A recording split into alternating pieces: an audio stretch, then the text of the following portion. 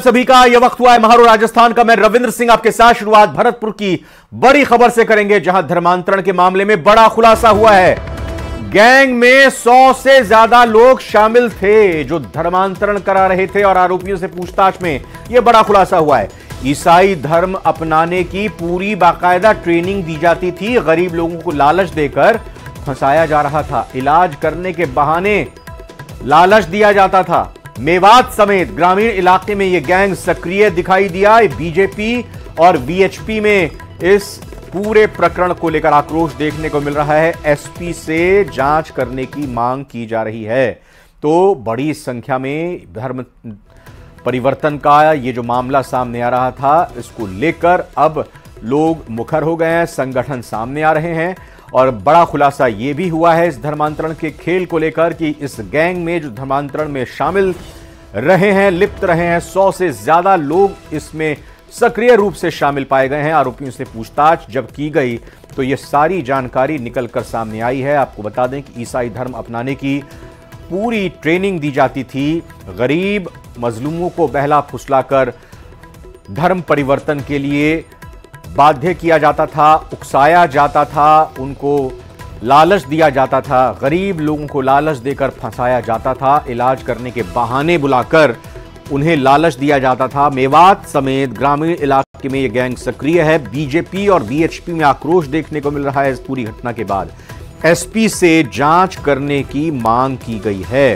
कि मांग ये कि जांच की जाए कि कैसे सैकड़ों की संख्या में या 100 से ज्यादा की संख्या में ये सक्रिय तरीके से एक गिरोह काम कर रहा धर्म परिवर्तन को लेकर और उनके बारे में पता नहीं चल पाया। इतनी बड़ी साजिश को भरतपुर मेवात के इलाके में ये पूरी वारदात या कहीं कि पूरी साजिश रची जा रही थी। आपको बता दें कि मेवात का इलाका ऐसा इलाका जहां एक खास समुदाय के लोग और गरीब तबके के लोग रहते हैं, तो उनके ही टारगेट पर ईसाई मिशनरी के ये तमाम जुड़े हुए लोग माने जा रहे हैं, टारगेट पर इन लोगों को रखते थे। दीपक पुरी से बात कर लेते हैं, भरतपुर संवाददाता हमारे साथ जुड़ चुके हैं। दीपक, अभी क्या स्टेटस है? ये तो साफ तौर पर निकलकर सामने आया है कि 100 लोग सुनियोजित तरीके से आइए हम आपका इलाज करते हैं और इलाज के नाम पर लालच भी देते हैं और फिर धर्म परिवर्तन कराते हैं। कैसे चल रहा था पूरा खेल?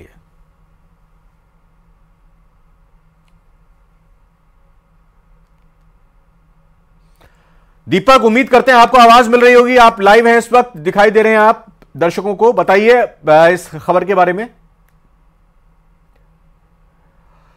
करते हैं दीपक पुरी से संपर्क करते हैं क्योंकि लाइव हमारे साथ जुड़ रहे हैं। ये जानना जरूरी दीपक पुरी से हो जाता है कि आखिर ये जो आरोपी पकड़े गए उनसे खुलासे निकलकर जो सामने आ रहे हैं, 100 की संख्या में ये लोग गैंग में सक्रिय रूप से शामिल जो धर्म परिवर्तन करा रहे हैं, गरीब लोगों का धर्म परिवर्तन करा रहे हैं, बाकायदा सुनियोजित तरीके से होटल में इन्होंने इंतजाम किया, वहां पर अलग अलग जगहों पर एक साथ धर्म परिवर्तन कराने की कवायद की जा रही थी। ईसाई धर्म में परिवर्तन करने के लिए उकसाया जा रहा था, लालच दिया जा रहा था। पूरा मामला जब सामने आया, दरअसल विश्व हिंदू परिषद की जो कार्यकर्ता हैं उनको इसकी जानकारी लगी। उन्होंने जहां अलग अलग जगहों पर ये धर्म परिवर्तन कराया जा रहा था वहां पर धावा बोला। उसके बाद जब वहां लोग ऐसा करते हुए पाए गए, पुलिस को भी सूचना दी गई, पुलिस भी आई, लेकिन इस बीच वहां हिंदुवादी संगठनों की तरफ से हंगामा किया गया। इस पूरे मामले की वो जांच करने की मांग कर रहे हैं। भरतपुर और मेवात का इलाका ये वैसा इलाका जहां पर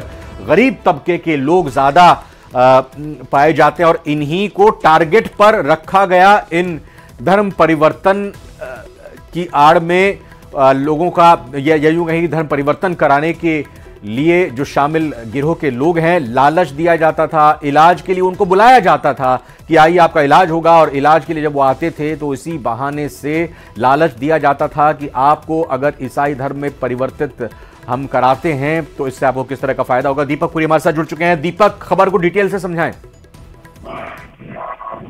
देखिए रविंद्र, ये बड़े लंबे स्तर पर जो गैंग था वो लंबे समय से सक्रिय था और ये ग्रामीण इलाकों में, भरतपुर जिले के ग्रामीण इलाकों में और दीग जिले के मेवात इलाके में ये जो गैंग के लोग थे वो कार्य कर रहे थे। और जो ग्रामीण इलाके के भोले वाले लोग थे, जो ज्यादा शिक्षित नहीं थे उनको ये अपने जाल में फंसाते और तरह तरह के प्रलोभन देकर के एक यीशु मसीह के सत्संग के नाम पर इन्हें एक जगह एकत्रित किया जाता था और वहां पूरी तरह से धर्म परिवर्तन करने की जो पहले से ही इनकी जो प्लानिंग होती थी उसे अंजाम दिया जाता था।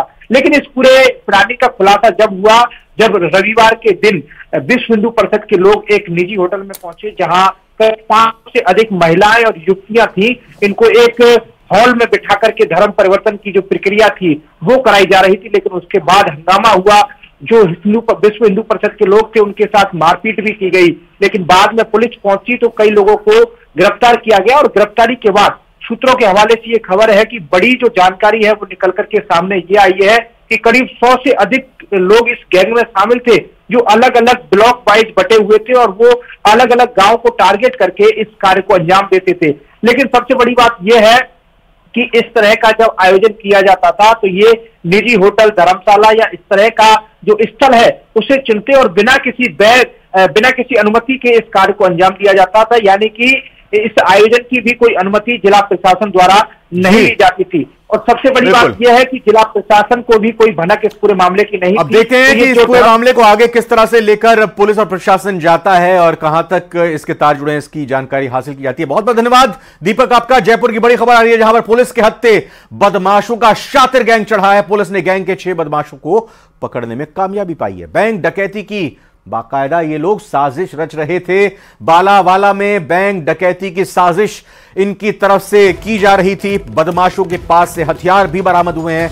24 से ज्यादा नकबजनी की वारदात ये गैंग अंजाम दे चुका है। जाहिद, जीतू, भगवान सहाय, कौशल, पिंटू और कालू नाम के इन आरोपियों को गिरफ्तार किया गया। मुखबिर से मिली सूचना के आधार पर यह गैंग पकड़ा गया है। बड़ी कामयाबी जयपुर में मिली है पुलिस को, जहां पर बदमाशों का शातिर गैंग के शातिर सदस्य पुलिस के हत्थे चढ़े हैं। पुलिस ने गैंग के 6 बदमाशों को पकड़ा है। बैंक डकैती की ये लोग मिलकर साजिश रच रहे थे। बालावाला में बैंक डकैती की साजिश इनकी तरफ से रची जा रही थी। बदमाशों के पास से हथियार बरामद हुए हैं। 24 से ज्यादा नकबजनी किए लोग वारदात को अंजाम दे चुके हैं। नाम सामने आ चुके हैं।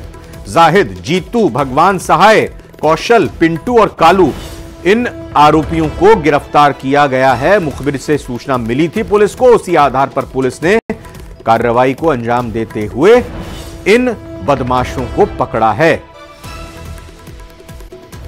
और एक बड़ी खबर आपको बताते हैं। मुख्यमंत्री भजनलाल शर्मा रामलला के दर्शन करेंगे। राजस्थान के सभी मंत्री और विधायक अयोध्या जाएंगे। मुख्यमंत्री, मंत्री और विधायक रामलला के दर्शन के लिए जाएंगे। श्री राम जन्मभूमि तीर्थ ट्रस्ट से इसके लिए बाकायदा समय मांगा गया है। 27 फरवरी के बाद माना जा रहा है कि समय भी मिल सकता है।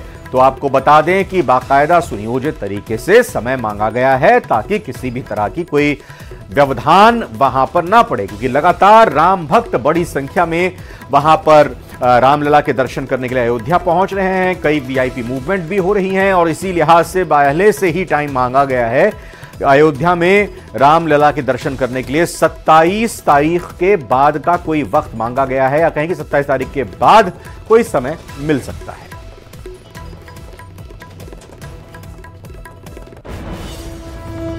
अब की बार 400 के पार, जी हां, लोकसभा चुनाव को लेकर मुख्यमंत्री भजनलाल शर्मा ने आगाज कर दिया और इस बार 400 से ज्यादा सीटों पर बीजेपी की जीत का ऐलान कर दिया है। उदयपुर में जनसभा को संबोधित करते हुए उन्होंने कहा कि इस बार लोकसभा चुनाव में हमें 400 से ज्यादा सीटें जीतनी है। और इतना ही नहीं, उन्होंने कहा कि हर बार राजस्थान की सभी 25 सीटें हम जीतते हैं और इस बार भी सभी 25 सीटें जीतेंगे, लेकिन इस बार हमें हर सीट को 5 लाख से भी ज्यादा वोटों के अंतर से जीतना है।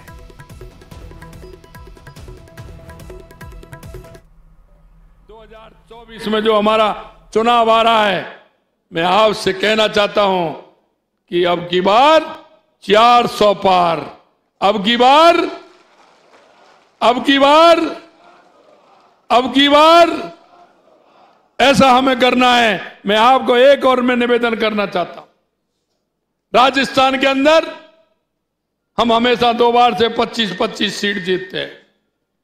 अब की बार भी हम पूरी 25 सीट जीतने वाले हैं, लेकिन हमें करना होगा, और करना हमें यह होगा कि 5 लाख से कम हम कोई भी सीट नहीं जीते, उससे ज्यादा वोटों से जीते, ये हमें करना होगा। आने वाले समय में 2024 आज उदयपुर के केंद्रीय परिवहन मंत्री नितिन गडकरी ने बड़ी सौगात दी। उन्होंने कार्यक्रम में 2,500 करोड़ की कई योजनाओं का लोकार्पण और शिलान्यास किया, जिसमें 17 सड़क परियोजनाओं का शिलान्यास और लोकार्पण भी शामिल था। इस रिपोर्ट में देखिए।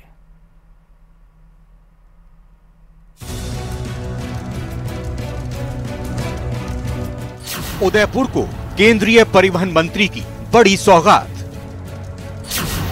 250 करोड़ की परियोजनाओं का लोकार्पण शिलान्यास।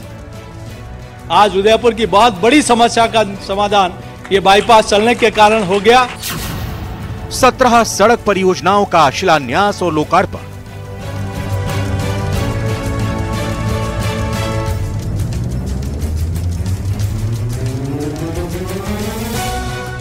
झीलों की नगरी उदयपुर के लिए आज का दिन बेहद खास रहा।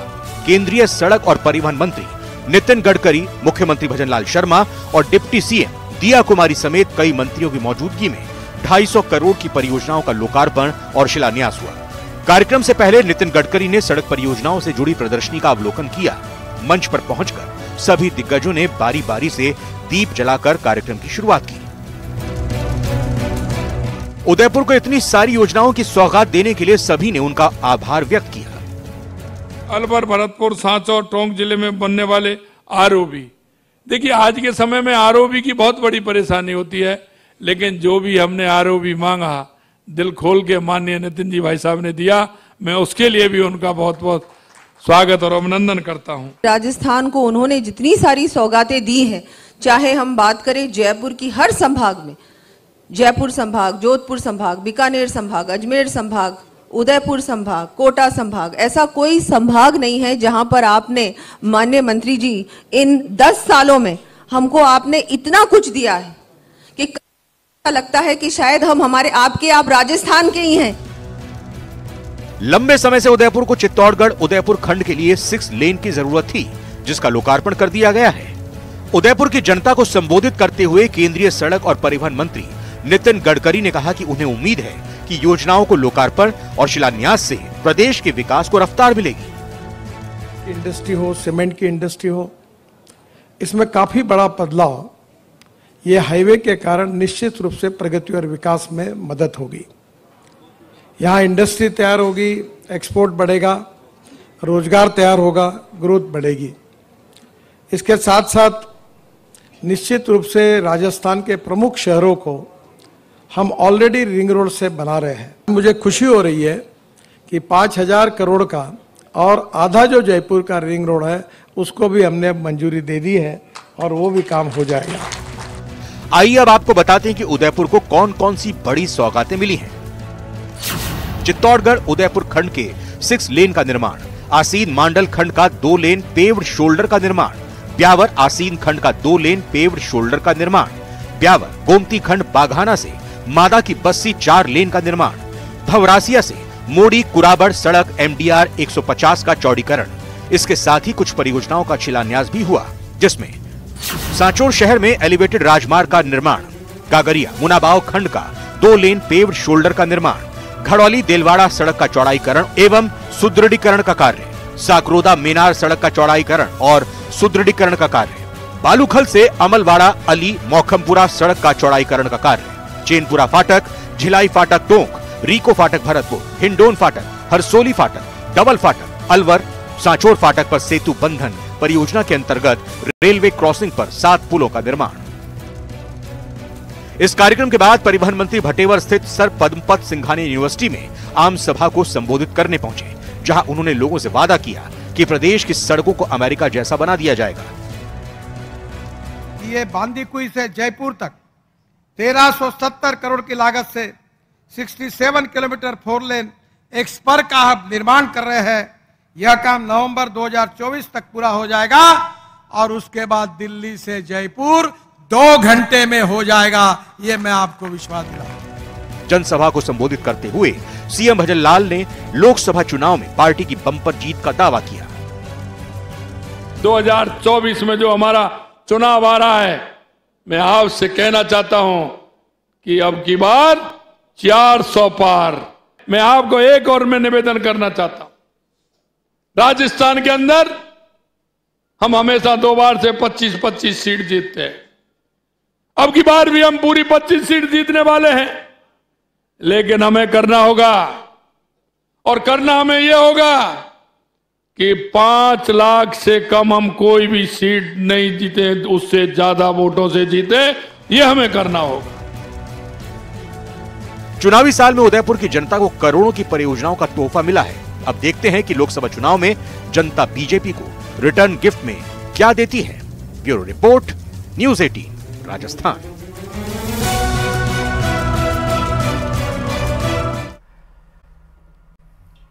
सीखने की इच्छा रखने वाले हर नाकामी से सबक लेते हैं और उससे सीख लेते हैं और उसे आगे ना दोहराएं, ऐसी कसम भी खाते हैं। लेकिन बार बार जो वारदात हो रही हो और उसे रोकने के लिए कोई गंभीर कोशिश ना की जाए तो वही होता है जो जयपुर में हुआ। यहां के बाल सुधार गृह से 22 नाबालिग खिड़की तोड़कर दीवार में छेद करके फरार हो गए।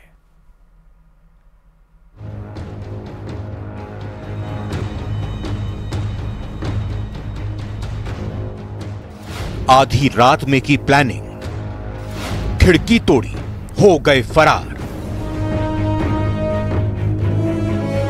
अपने 376 के भी हैं, पॉक्सो के भी हैं, चोरी के भी हैं, ज्यादातर चोरी के केसेस हैं और सभी तरह के अपराध हैं इसमें। 22 बाल अपचारी हुए फुर।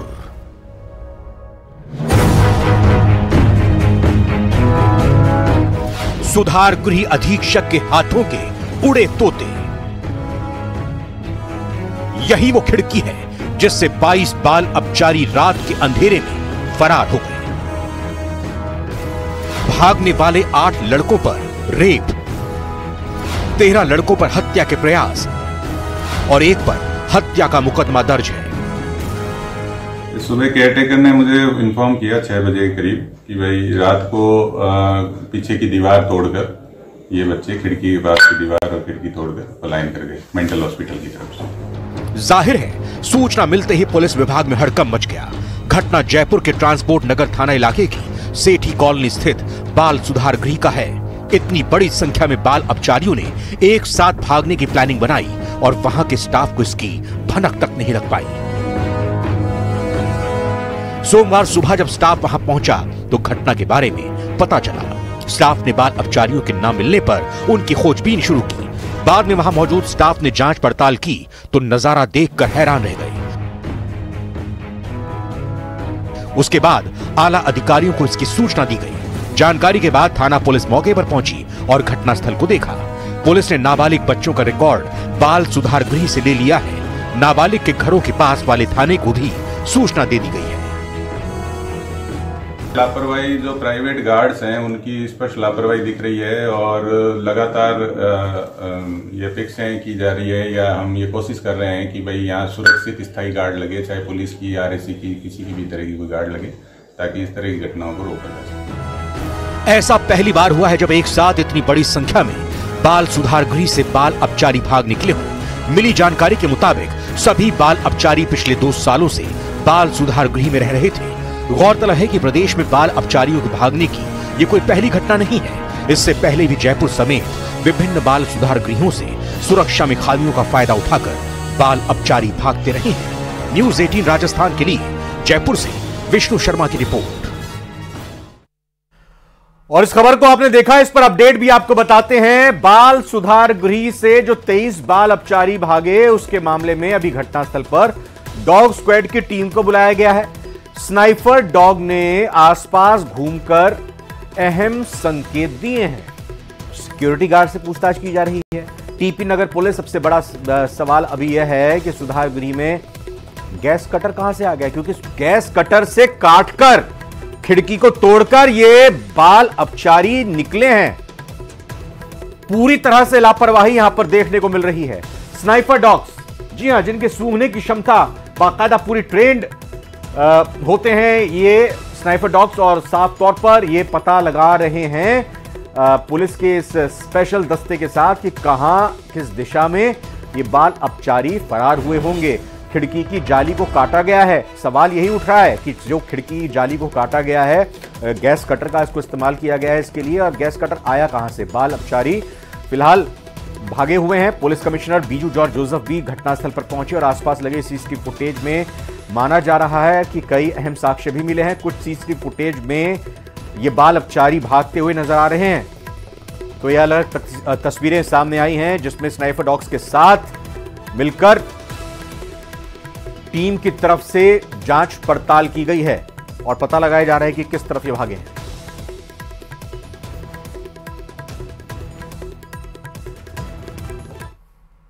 ये बड़ी खबर भरतपुर से, जहां पर हनी ट्रैप के मामले में बड़ा एक्शन हुआ है। कुम्हेर थाना अधिकारी महेंद्र राठी सस्पेंड किए गए हैं।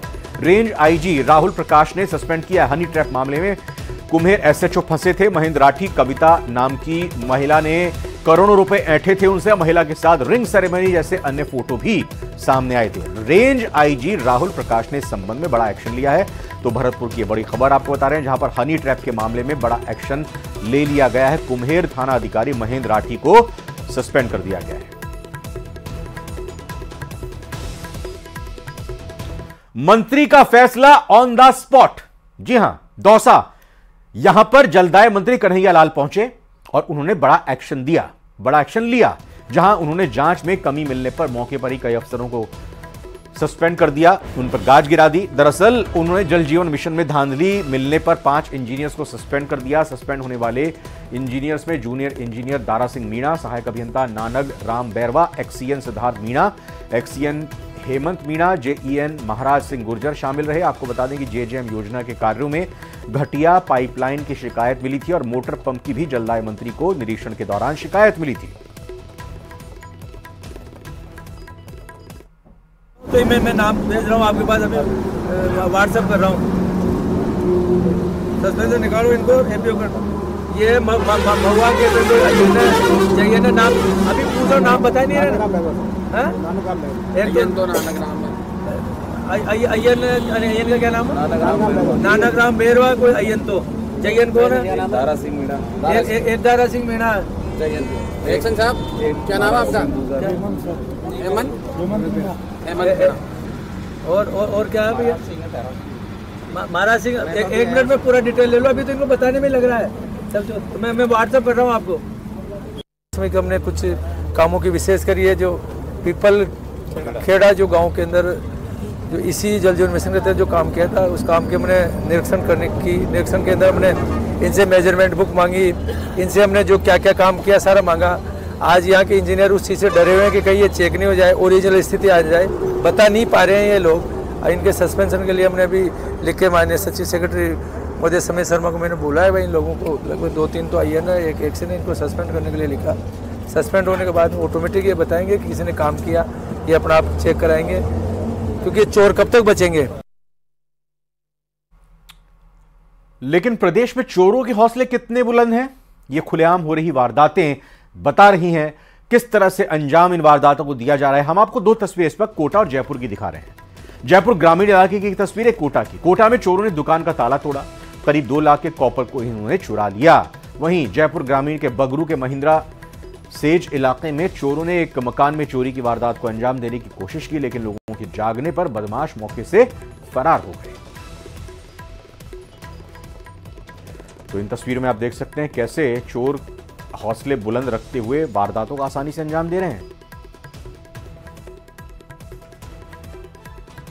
जयपुर और अलवर, इन दोनों ही जगहों पर जेडीएम ने बड़ी कार्रवाई करते हुए अतिक्रमण को ध्वस्त कर दिया है। जयपुर में जहां जेडीए प्रवर्तन दस्ते ने अवैध कॉलोनी पर बुलडोजर चलाया और सिरसी रोड इलाके में कृषि भूमि से 12 अवैध दुकानों को ध्वस्त कर दिया, वहीं अलवर के विवेकानंद नगर सेक्टर 4 में यूआईटी की टीम ने अतिक्रमण को हटाया है। इस दौरान अतिक्रमण हटाने को लेकर जमकर विवाद हुआ। लोग अतिक्रमण हटाने का विरोध करते हुए बुलडोजर के सामने खड़े हो गए, जिस पर पुलिस ने सख्ती दिखाते हुए लाठीचार्ज किया और बाद में कई महिला और पुरुषों को हिरासत में भी ले लिया।